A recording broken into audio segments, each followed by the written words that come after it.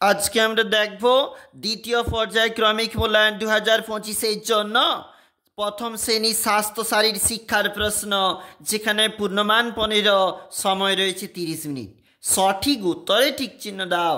2 number, তরমুজ বাইরে সবুজ ভিতরে লাল। ভদ্রাসনে মেরুদণ্ড সোজা রাখতে হবে। সিদ্ধারা টান টান রাখো, পটি হবে না তো হয়রান। রজনীগন্ধা ফুল সাদা। যথার্থ নাম সূর্যমুখীর সূর্যের দিকে দৃষ্টি। ব্যায়াম করার সময় সাবধান অবস্থায় দাঁড়াতে হবে। রিলে দৌড়ে একাধিক প্রতিযোগী লাগে। নাক দিয়ে ঘ্রাণ নিতে হয়। এই শব্দ ভাণ্ডার রয়েছে, এখান থেকে আমরা বললাম।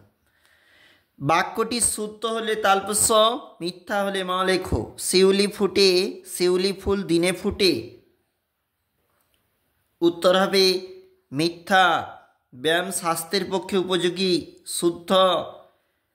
চামড়া দিয়ে শরীর ঢাকা, শুদ্ধ। চুলগুলি বেড়ে গেলে ধোপার কাছে যাওয়া চাই, মিথ্যা।